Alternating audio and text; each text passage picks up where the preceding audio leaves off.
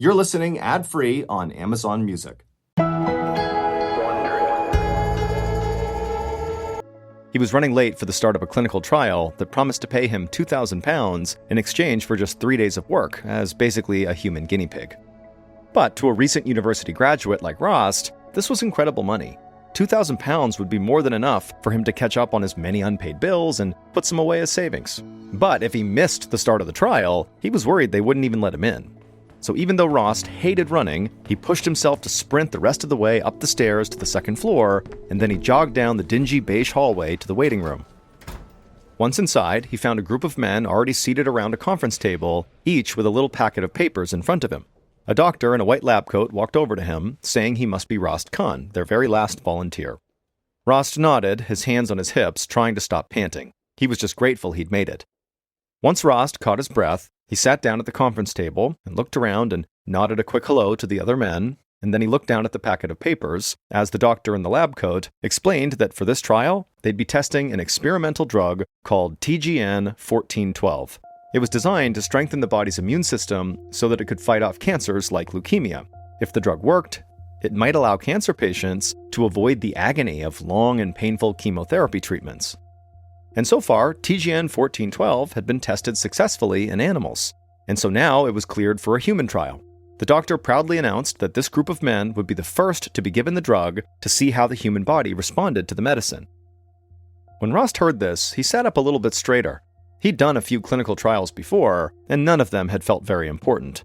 But a drug that might cure leukemia could save countless lives, and so he thought it was really cool that he got to be a part of something that could potentially make medical history. The doctor told the men that tonight, the medical staff would take their vitals and give them all the same late-night snack.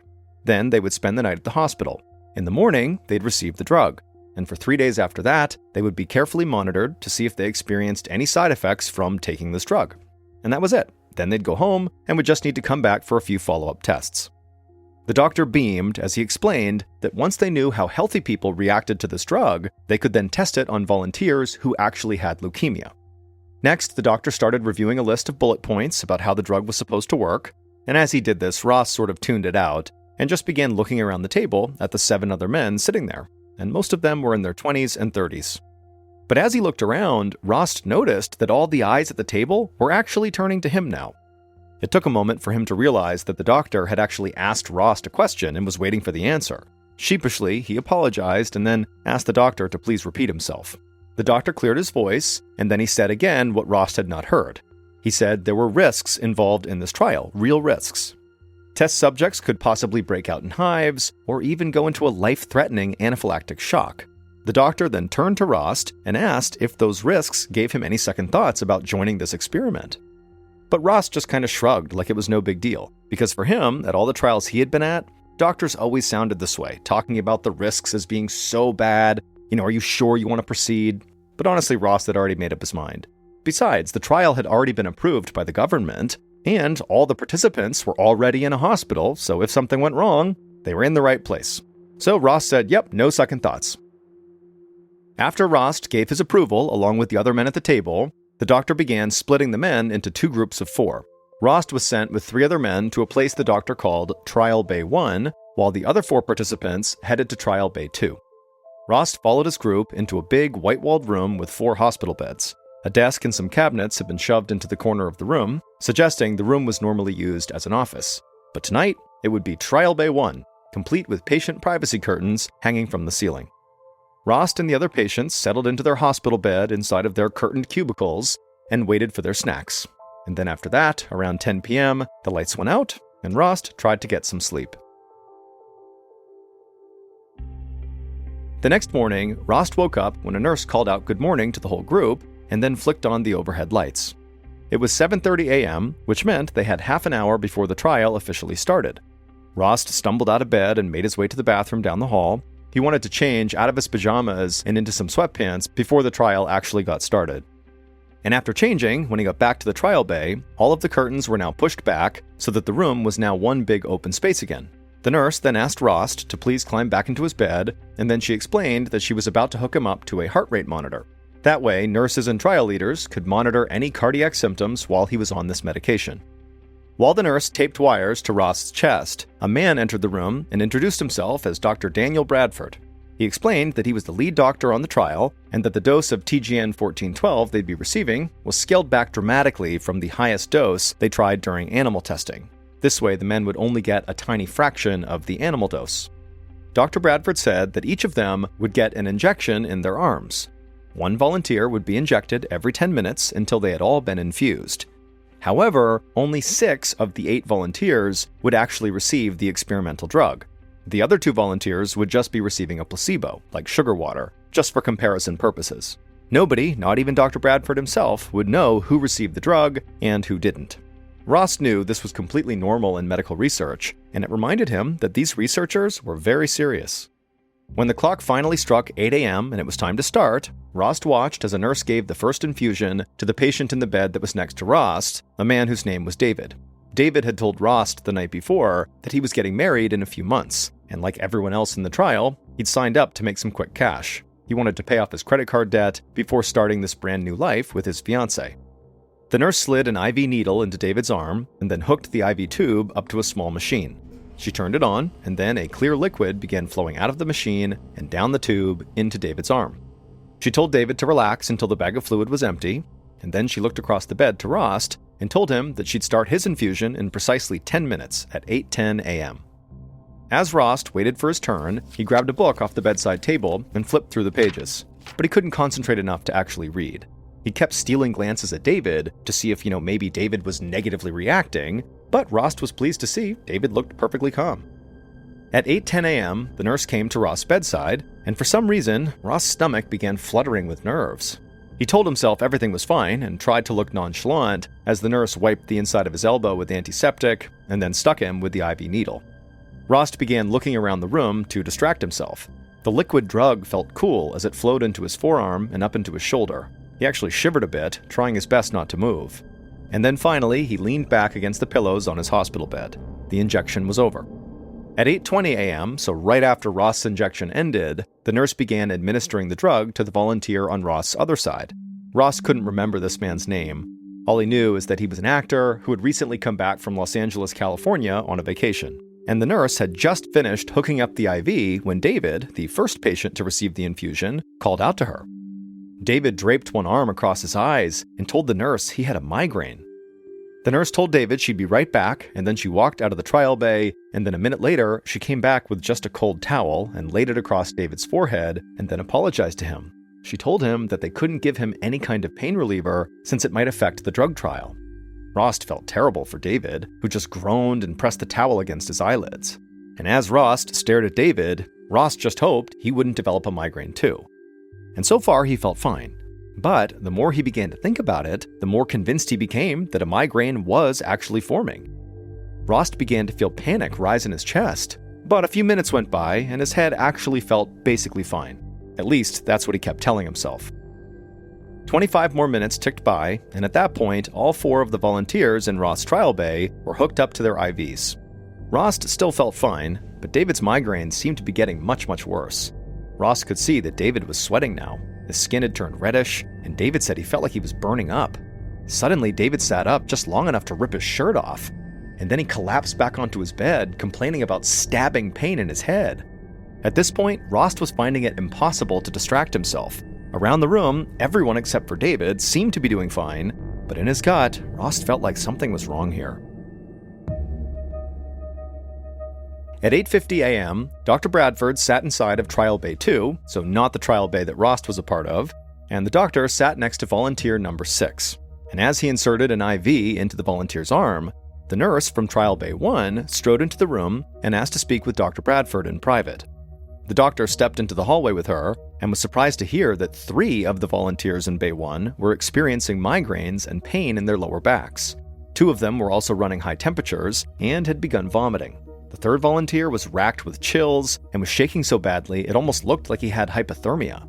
Dr. Bradford immediately rushed past the nurse and hurried down the hallway to see what was going on in Trial Bay 1. The drug, TGN 1412, had tested so well in animals that he had complete confidence that today's trial would go smoothly. But when Dr. Bradford burst into Bay 1, he found a truly chaotic scene. David was writhing around in his bed, his body drenched in sweat. Meanwhile, 2 other volunteers were slumped over, vomiting into yellow biohazard bags. Like David, they were red and flushed and dripping with sweat. Then the smell of urine hit Dr. Bradford, and he realized the bed sheets around the room were wet with more than just sweat. Suddenly, the volunteer in bed number 3 sprang up and screamed that he wanted to go home. Before Dr. Bradford realized what was happening, the man tore the IV from his arm and made a dash for the door. Horrified, Dr. Bradford went running after him. The doctor finally caught up with the patient halfway down the hall. Dr. Bradford coaxed the man back into his bed, explaining that at this point, they couldn't let him leave for safety reasons. The patient would be putting his own health at risk, and besides, he seemed too weak to even make it out the front door of the building. Dr. Bradford looked around, totally stunned at Trial Bay 1. Vomit and urine were everywhere, and he could barely hear himself think over all the shouting. He'd been involved in over 300 clinical trials over the years, and he'd even volunteered himself in several clinical trials back when he was in med school. And in all that time, he had never seen this level of chaos and misery. But Dr. Bradford could not dwell on that now. 2 of the patients in the ward had bright red faces, and he could hear their monitor alarms chirping. The 2 volunteers were going into shock, which meant their organs weren't getting enough blood. If Dr. Bradford didn't act fast, they could have permanent organ damage, or they could even die. The nurses started pulling the curtain dividers around the beds to give the men and the medical team some privacy.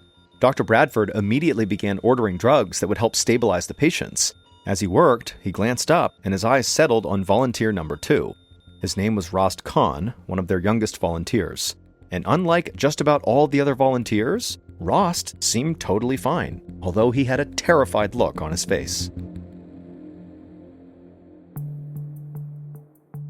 3 hours later, Rost still sat on his hospital bed, feeling absolutely horrified. The last thing he'd seen as the curtains were drawn around David was the stricken look on his face.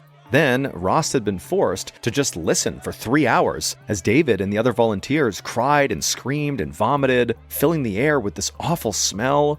It sounded like they were fighting for their lives. Rost felt invisible as he heard nurses racing around the room, tending to the other 3 volunteers. He could hear similar screams coming from Trial Bay 2 next door as well. And all this time, Rost was thinking any second he was going to get sick like everybody else. Then, Rost heard footsteps approaching his bed. A nurse pulled back the curtains, and for the first time since that morning, he was able to see beyond his tiny cubicle. The other patients were still hidden behind their own privacy curtains, but he could see bodily fluids on the floor and walls, which explained the smell that would not go away. Across the room, somebody in a lab coat was tying up a yellow biohazard bag and rushing it out of the room. The nurse took the IV out of Rost's arm and removed the wires from his chest and told him he was safe. She said he should go grab some food in a neighboring conference room, and someone would be in shortly to explain what was happening. Rost was very shaken, but hearing the nurse tell him that everything was okay made relief flood over him so quickly that he almost felt lightheaded. But mostly what Rost felt is he was just so eager to get out of this foul-smelling room. Slowly, Rost got out of the bed and moved out the door and down the hallway to the conference room next door. There were some nice sandwiches on the table, which seemed to indicate that there had been a really nice catering order that had been arranged right before all this mayhem broke out in the trial base, because it had been totally untouched. But Rost was not hungry. He was just too rattled by what had just happened. So he just stood there, waiting for what seemed like forever. At first, he could still hear the blood-curdling wails coming from the other volunteers, but as he waited, the horrible sounds died down. Finally, around 12:30 p.m., a nurse entered the conference room and told Rost to collect his things. He was being sent home. He nodded and followed her back to the trial bay. But to his surprise, all of the patients were now gone. The bay was deathly quiet. Rost felt very uneasy as he collected his wallet and book from the nightstand. He just kept looking around the room, wondering where the volunteers had been taken, and whether they would even be okay.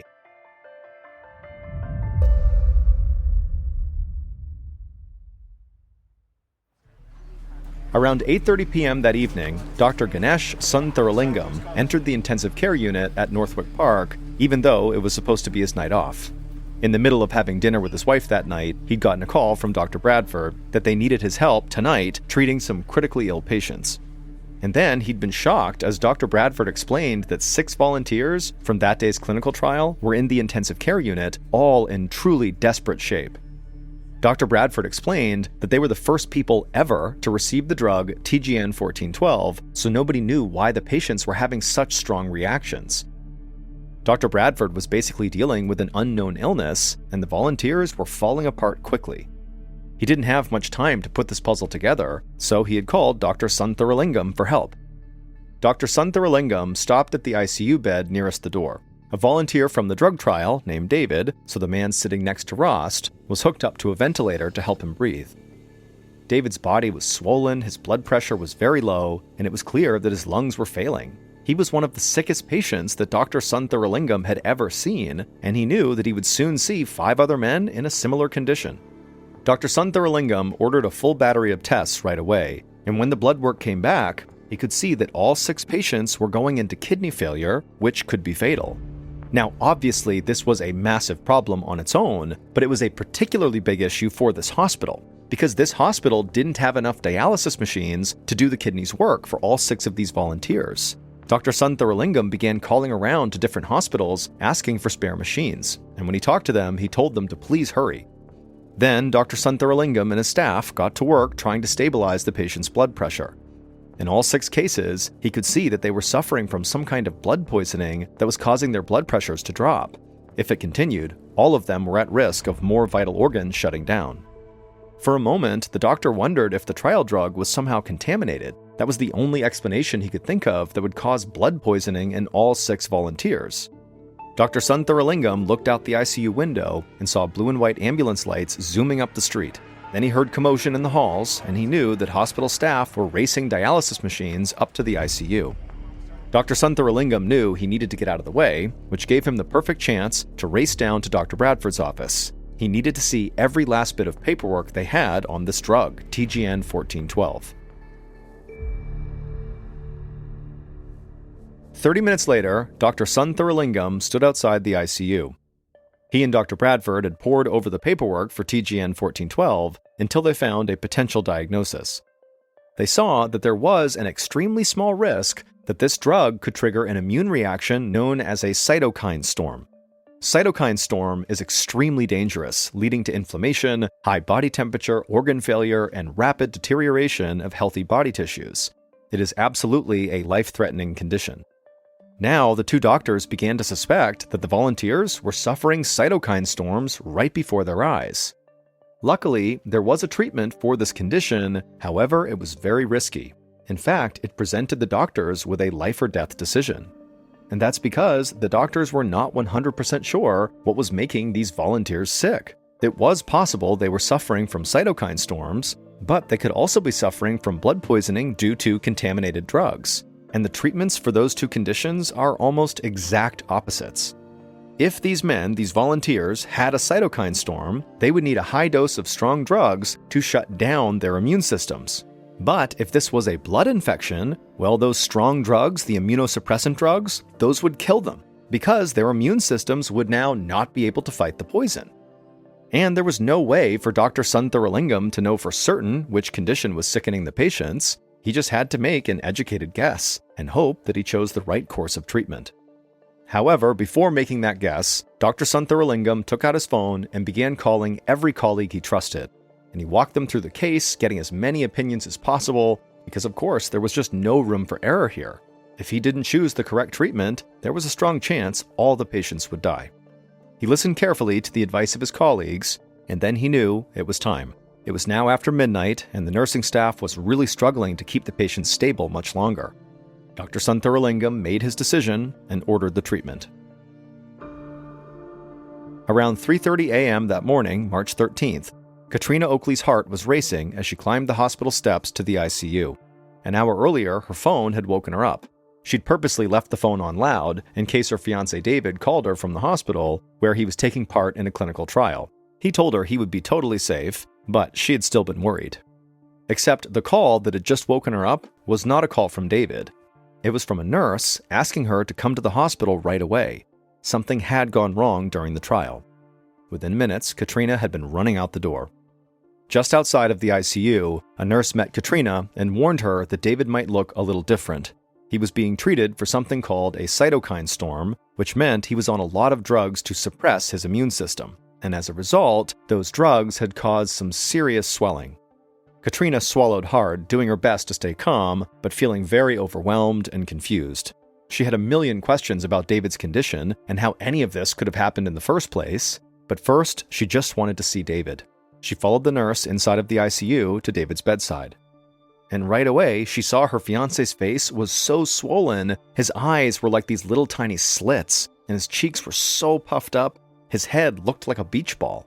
His stomach was also so huge and distended that at first, she thought he was resting his hands on his belly under the blankets. But he wasn't. His hands were by his side, and those too were very puffy. Plus, David's skin now had a yellow tint. Katrina took one of David's hands, and as she did, he turned to look at her, but his eyes were totally glazed over, like he couldn't really see her. Katrina had to fight the impulse to scream. She couldn't understand how something like this could happen to the perfectly healthy young man she had kissed goodbye just the day before. Just after dawn, Dr. Bradford drove into the Northwick Hospital parking lot and found news cameras waiting outside. Dr. Bradford hustled past them into the hospital and flipped on the television he kept in his office. Every channel was now talking about the catastrophic medical trial, calling these sick volunteers the Elephant Men because of how they had all swollen up like balloons. Dr. Bradford ran up the stairs to the ICU, where a nurse told him that 5 of the 6 patients were still in bad shape, but they were stable. However, the 6th patient was continuing to get worse, and in fact, he could die. And later that morning, Dr. Bradford learned that Scotland Yard was now investigating for any signs of foul play in this trial. But no matter how bad Dr. Bradford felt about this, and no matter what actually made these men sick, there really actually was not much Dr. Bradford could do for the patients now. Dr. Sunthuralingam was the intensive care specialist, not Dr. Bradford. So Dr. Bradford just went home, and for the next 2 days, he was glued to the news, checking repeatedly on the condition of the men. And finally, on the 3rd morning, Dr. Bradford learned that all 6 patients almost miraculously had improved overnight, and for the time being, it seemed like they could recover. And so that morning, Dr. Bradford decided to go into the hospital, but when he arrived at his office, he found that the office itself had been sealed off by police. An officer with Scotland Yard explained that the trial bays and his office were now part of a crime scene and off limits until the investigation was over. All Dr. Bradford could do was yet again go back home and wait, as Scotland Yard and British health inspectors conducted their investigation into the trial. But Dr. Bradford didn't really care about the implications of this investigation. All he was focused on was that the patients would pull through. That's all he wanted. And not even for his own sake, but just because he couldn't bear the thought of these volunteers dying because of his clinical trial. It was horrible. Thankfully, Dr. Sunthuralingam had made the right call. The TGN 1412 clinical trial volunteers had all developed cytokine storms, and the immunosuppressive drugs had saved their lives. But while Dr. Bradford was obviously thrilled to learn that all 6 patients would likely pull through, he still had no idea what could have triggered such a rare response to this drug. It would take them months, but the health inspectors would eventually discover why this had happened. It would turn out Dr. Bradford and his team were missing some crucial information, because even though this drug had been successfully tested on animals, those animals weren't capable of experiencing cytokine storms. So even though there was some preliminary clinical research showing that TGN 1412 might trigger cytokine storms in humans, it just had not been on Dr. Bradford's radar. And in the end, it actually was not really the drug that triggered this response. It was just how quickly the drug had been administered. The volunteers had received their entire dose of the drug in just 6 minutes, which actually was 10 times faster than it should have been given. And because Dr. Bradford and his team scheduled each patient's infusion just 10 minutes apart, the staff didn't have enough time to check each patient for immediate side effects before infusing the next patient. Had the drug been administered more slowly, it almost certainly would have been less of a shock to the system, and the cytokine storm likely would not have been triggered. On the morning of Tuesday, March 20th, about 9 days after the start of this trial, 4 of the 6 trial patients had improved enough to be transferred out of the ICU. But their immune systems were so depleted that they had to stay in the hospital for another 2 weeks. David Oakley made a full recovery in time for his wedding to Katrina. However, one volunteer, named Ryan, developed pneumonia, septicemia, and dry gangrene. As a result of the gangrene, his fingertips fell off, and part of his foot had to be amputated. As for Rost, he never got sick for one reason. He was the only person in his group to receive the placebo dose rather than the actual drug. As he watched the story of the Elephant Men unfold on national news, he knew he'd truly dodged a bullet. Eventually, David and some of the other trial volunteers who had gotten sick decided to file a lawsuit against Parexel, the company running the trial, and in 2009, they received an out-of-court settlement. In the wake of this failed medical trial, medical regulators made 22 recommendations to improve the safety of clinical trials, and these standards now apply throughout Europe.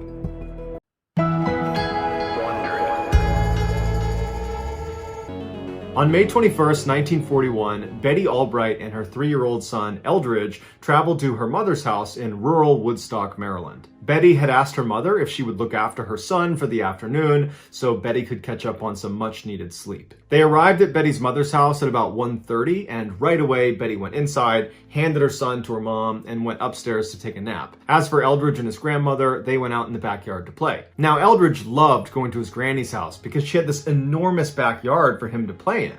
If you were standing on her back porch looking out, it would be 250 meters of just open grass for him to run around in, and it butted up against this huge forest. And in the middle of her property, looking straight out at the forest, there was this 3-meter gap in the trees that if you walked through it, it would bring you down to this creek bed that was seasonal, and there was very rarely any water running through it. From the porch, anyone that was standing in this creek bed, you could clearly see. And so Eldridge was allowed to play in the creek bed, so long as he didn't go right or left in the creek, which would put him out of view from anybody on the porch. And so this particular day, when Eldridge and his grandmother went outside, Eldridge wanted to go play in the creek bed. So he immediately starts running across the yard towards it, along with his grandmother's 3 dogs. As for his grandmother, she just didn't have it in her to go all the way down to the creek bed, so she decided she would just sit on the porch and read a book and keep her eye on Eldridge. She remembers watching her grandson go all the way across the yard, get to the break in the trees, and then step down into the creek bed where he began goofing around with the dogs and throwing rocks and having a good time,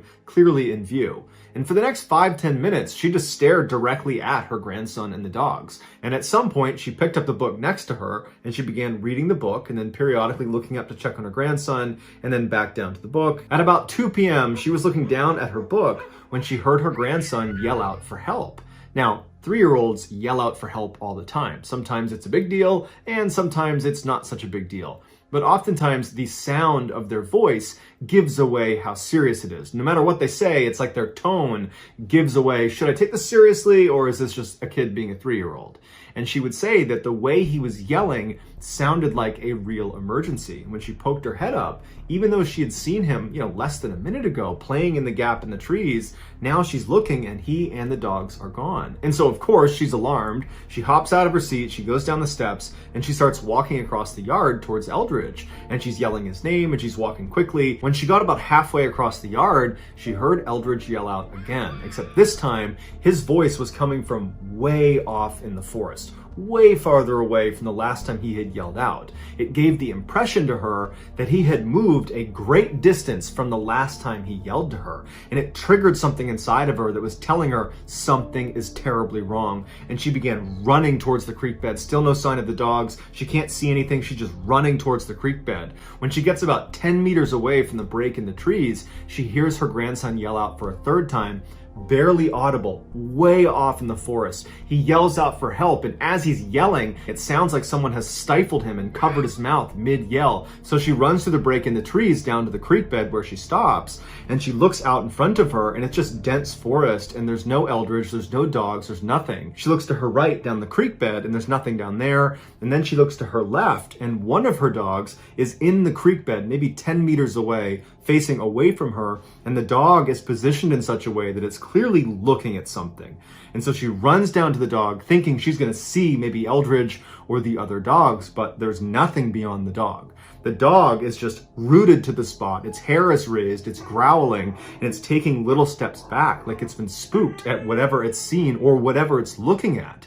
And she just looked up and tried to look in the direction the dog was looking, but there was nothing. It was just forest. And so at this point, she felt certain that someone must have abducted Eldridge. And so she turns, she tries to pull the dog to come with her, but the dog's not budging. And so she runs back to the house to wake up Eldridge's mother. The two of them come back down to the creek bed. The dog is still in the same position, growling and staring in the same direction, as if whatever it's looking at hasn't gone anywhere. And they look for a couple more minutes. They're yelling for Eldridge, and the grandmother is telling her daughter, look, I think he's been abducted. We gotta call the authorities. And finally she relents, and so they do manage to get the dog. They run back to the house and they call the police. Shortly thereafter, the state police showed up with this huge contingent of searchers, and they immediately went down to the creek bed, where they started pushing predominantly to the left side, which is where the dog was angled, and it was also where the grandmother had heard her grandson yelling from. And very quickly, police discover some of Eldridge's footprints about 50 meters down on the left side of the creek bed. They were in some sand right at the edge, and they were walking away as if he was leaving the area he had been told to stay in, which was in that gap in the trees.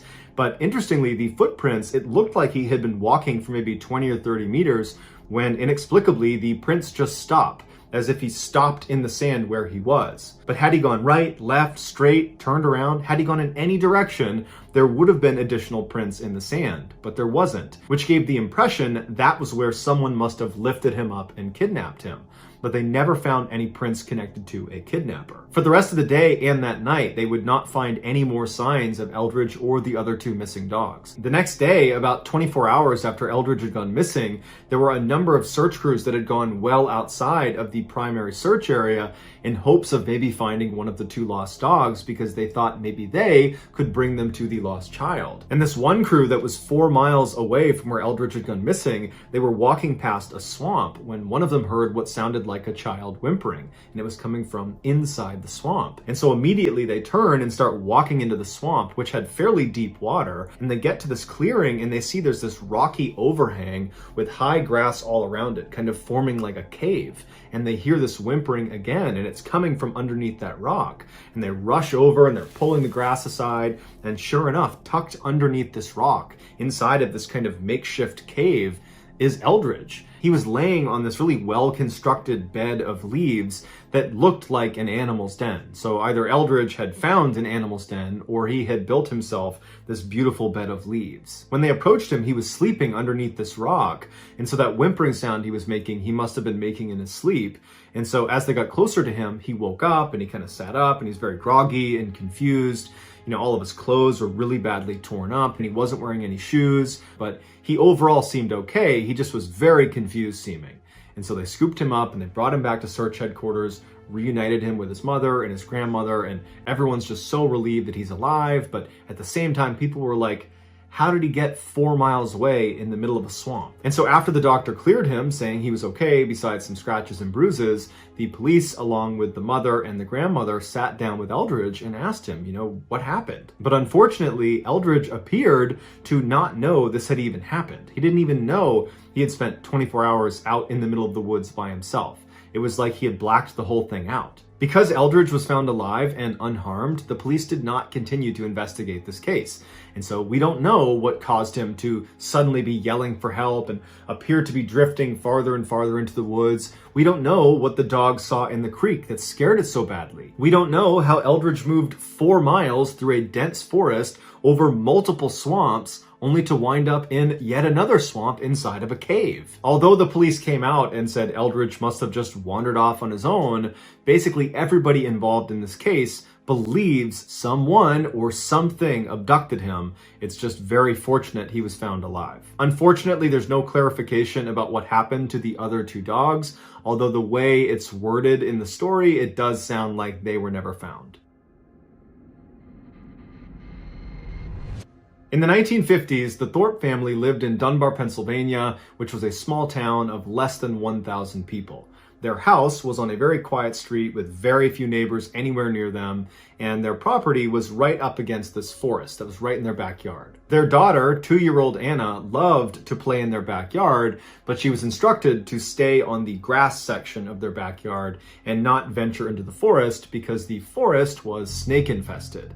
and Anna was terrified of snakes, and so she happily obliged. On May 5th, 1950, Anna was playing in her backyard in that grassy section, and her mother was in the kitchen looking out the back window into the backyard, and her mother looked down for a second when she heard her daughter scream. She looked up and Anna was gone. She immediately ran outside and she's yelling for her daughter. She's looking all around and she knows she must have gone into the forest, and she's thinking to herself, she must have been bit by a snake and she's laying on the ground somewhere. That's why I can't see her. And so she runs into the forest and she's screaming for her daughter and she's not getting any response. She's starting to panic. All her yelling has gotten the attention of her two older sons that were in the house. They come running outside and they join the search and they start fanning out and they're looking for Anna, and she's just gone. And so after only a few minutes of looking, Anna's mother decides she has to call the police. The police show up and they launch this massive search, and word got out to the residents of Dunbar that one of their own had gone missing, a child no less. And so virtually everyone in Dunbar showed up to be a part of the search,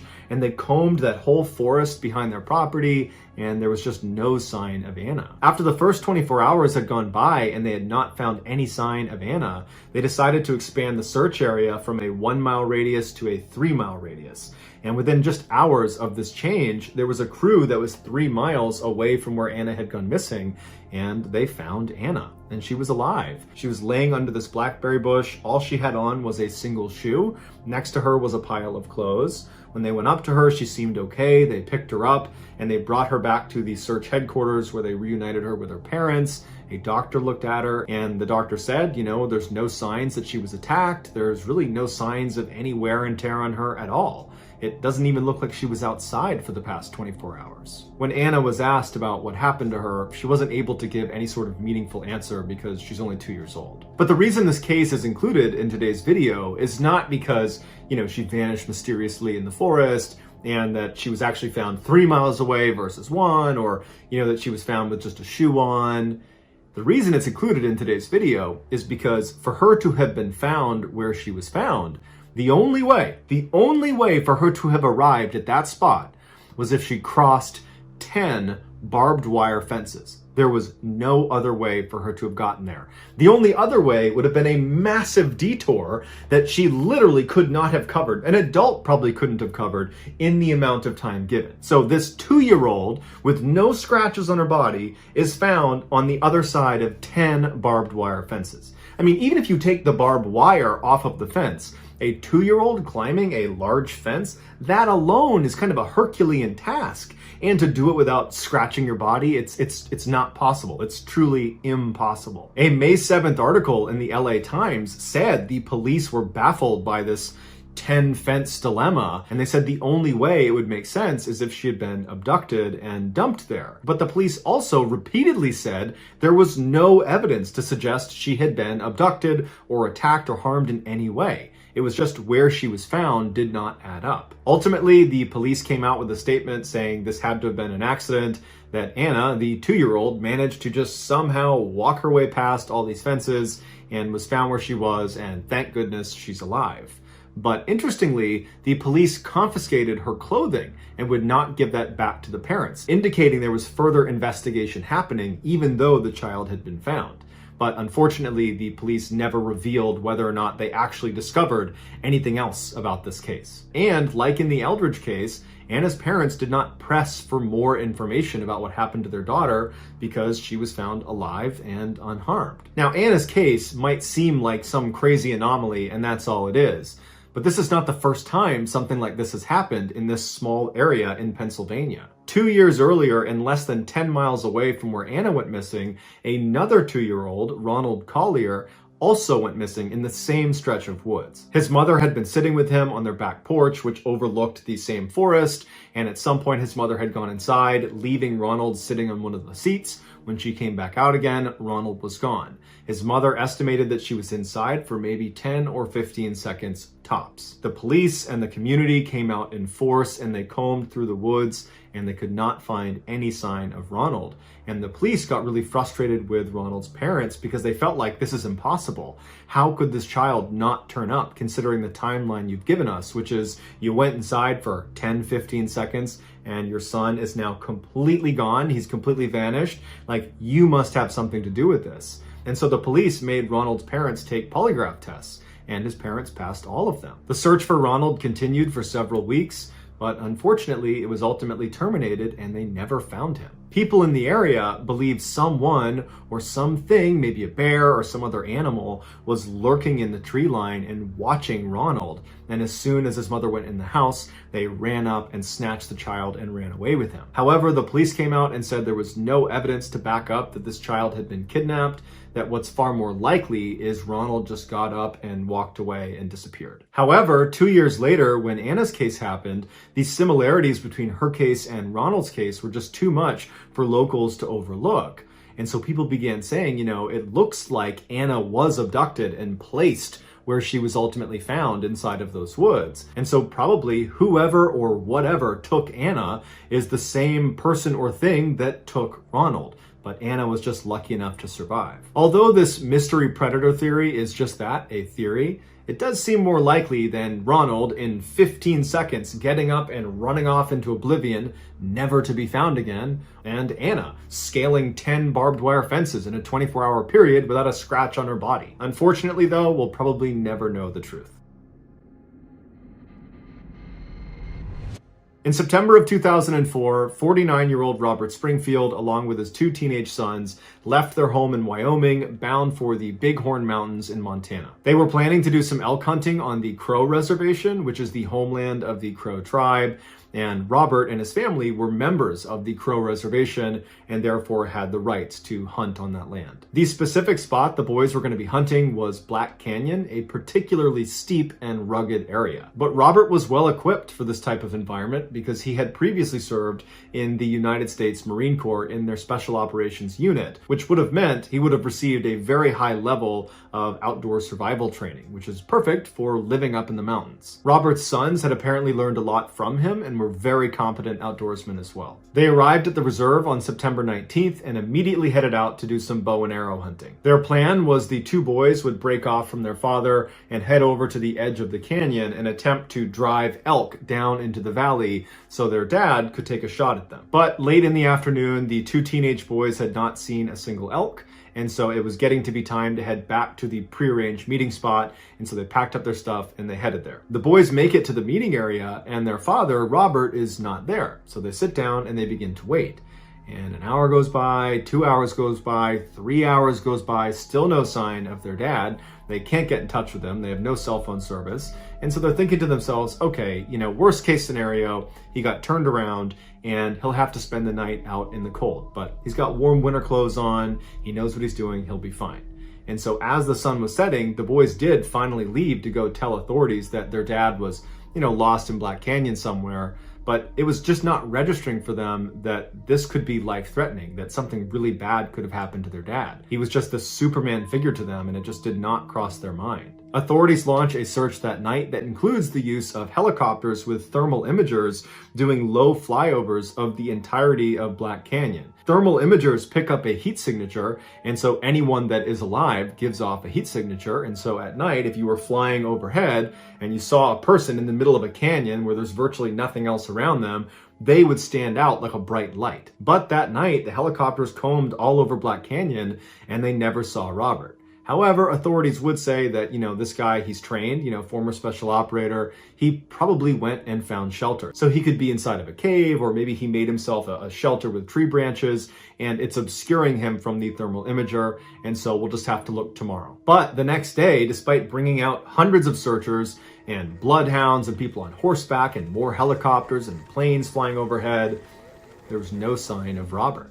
And after several weeks of still not finding any sign of Robert, they ultimately called it off. The family was obviously crushed, but more than that, they were just dumbfounded. The idea that something bad had happened to invincible Robert, that just didn't add up for them.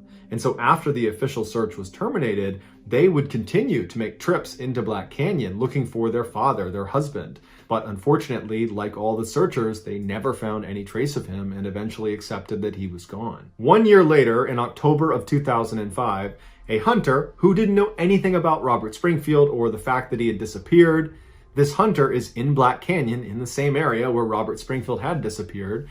And this hunter is walking through this really dense forest. He's all alone. He's an experienced hunter, and he's not on a path. He's just kind of combing through the woods. and he starts to hear what sounds like a crow screeching. And at first, it doesn't really register with him. It's only in retrospect that he recalls this sequence of events. As he kept walking on, the screeching intensified to the point where he just could not ignore it. And so he stopped and turned to listen to this screeching crow that he couldn't see through the dense forest, but he could tell it was in that general direction. This hunter said as soon as he stopped and he turned and began actively listening to this crow, he had this weird sensation that the crow was trying to actively communicate with him.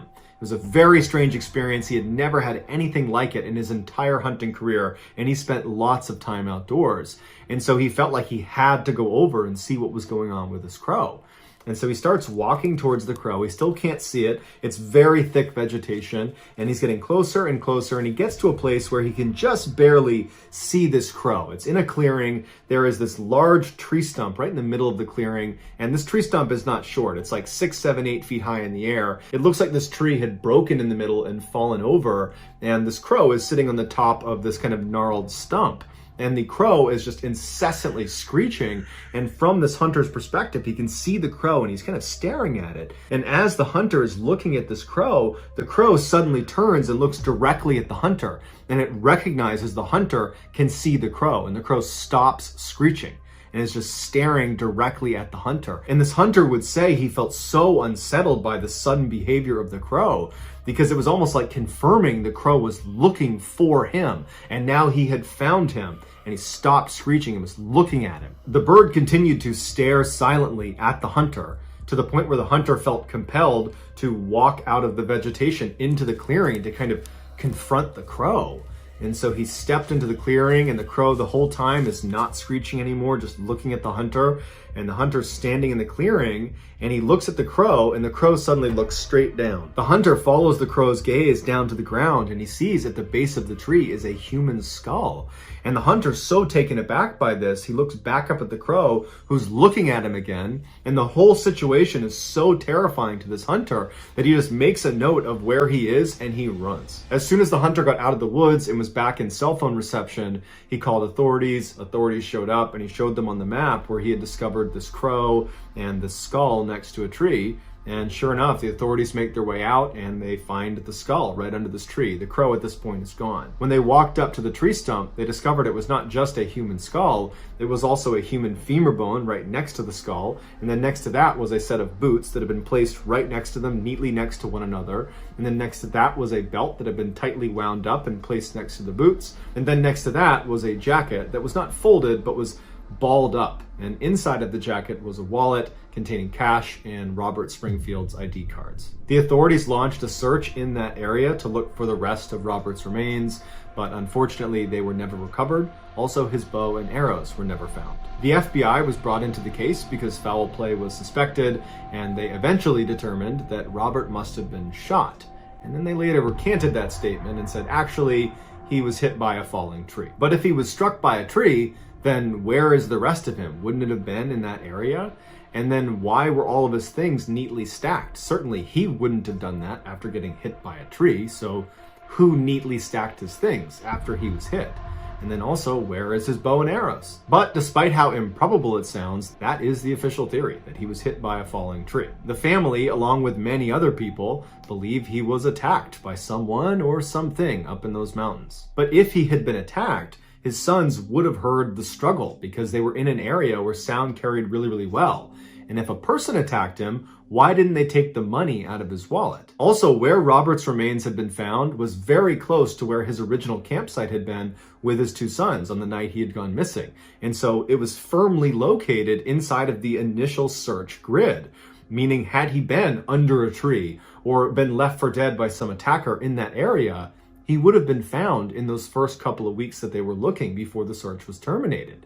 So the fact that he wasn't found means either hundreds of people didn't see him, including a helicopter with thermal imager, or he wasn't there until after the search was terminated. And if so, where was he? And perhaps the weirdest aspect of this entire case is the claim by this hunter that a crow apparently lured him over to this tree stump where he found Robert's remains. If you believe this hunter's story, and many, many people do, then do you really think it's a coincidence that all of this took place on Crow Reservation, home of the Crow tribe?